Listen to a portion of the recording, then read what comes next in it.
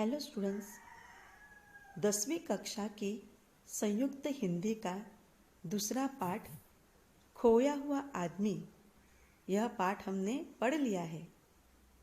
इस पर आधारित स्वाध्याय के बारे में अब हम चर्चा करेंगे। पहला प्रश्न है, कृति पूर्ण कीजिए। यहाँ पर जो कोष्ठक दिए हुए हैं उनमें आपको दिए हुए प्रश्न का उत्तर लिखना है। प्रश्न है, खोए हुए आदमी के गीत से प्रभावित होने वाले कौन कौन से घटक खोए हुए आदमी के गीत से प्रभावित हुए, यहाँ पर हमें लिखना है। जैसे कि खोए हुए आदमी की आवाज़ बहुत मधुर थी, इसके कारण गांव की गाय भैंसें उससे प्रभावित होकर अतिरिक्त दुग्ध देने लगी। बच्चे उसका गीत सुनकर प्रसन्न होते थे। बड़े बुजुर्ग को उनके बचपन तथा जवानी की याद आती थी और कुत्ते जो पहले खोए हुए आदमी पर भौंकते थे, वही कुत्ते अभी उसे सम्मान देने लगे, मानो गार्ड ऑफ ऑनर उसे देते थे। दूसरा प्रश्न है, खोए हुए आदमी के आने से गांव की बदली हुई स्थिति। खोए हुए आदमी के गांव में आने के बाद गांव में कौन कौन से परिवर्तन हो गए, यह उत्तर हमें यहाँ पर लिखना है। पहला घटक है, गांव वाले मुसीबतों से बच गए।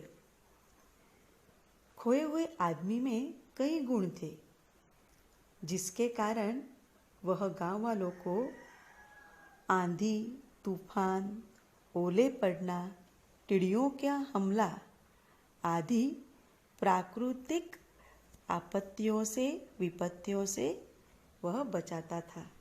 इसलिए उसके भविष्यवाणी से गांव वाले मुसीबतों से बच जाते थे।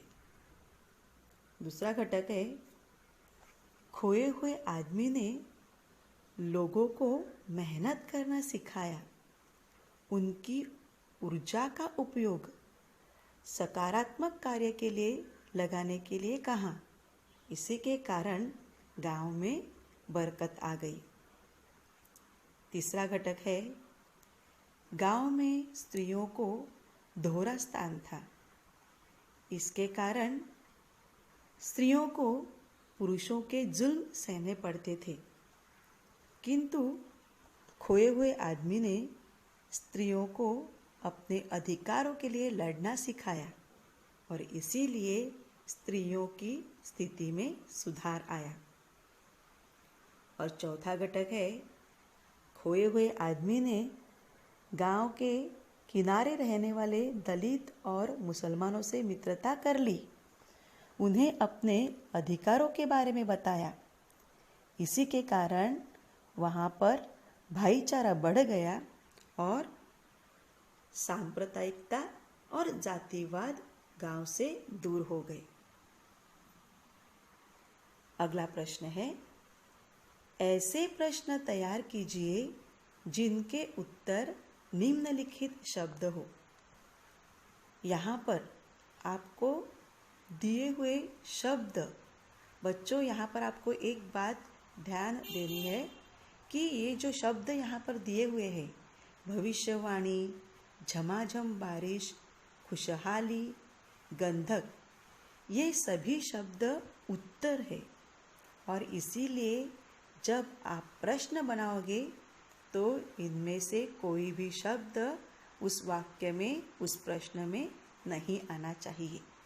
जैसे कि पहला शब्द है भविष्यवाणी, तो इसके लिए हम प्रश्न बना सकते हैं, गांव वाले मुसीबतों से कैसे बच जाते थे। इसका उत्तर आया भविष्यवाणी।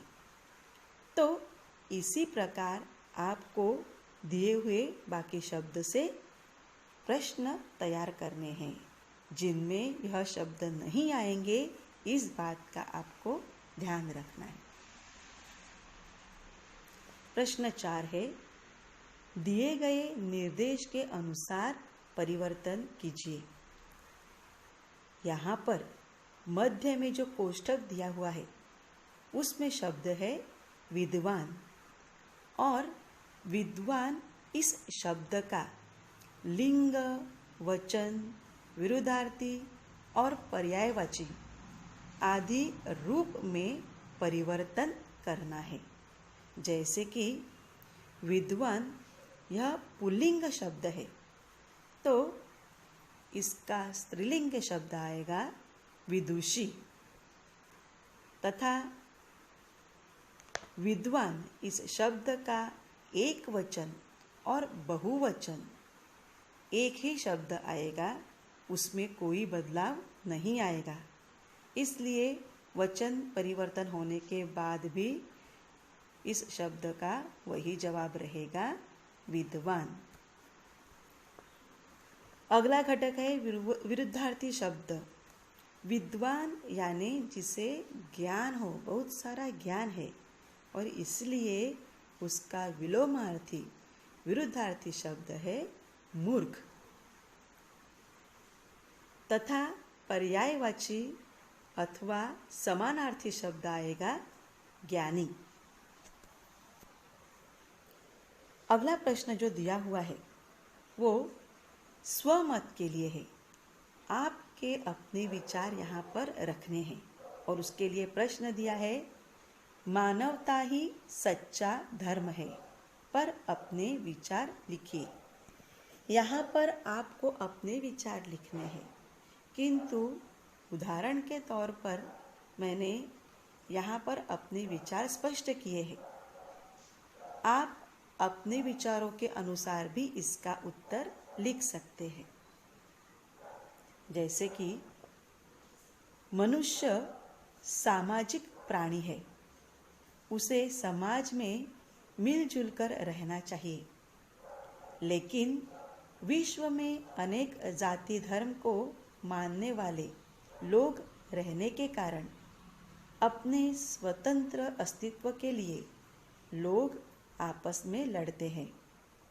कभी कभी ये लड़ाइयाँ इतना भयावह रूप लेती है कि लोग किसी की भी जान लेने के लिए पीछे नहीं हटते।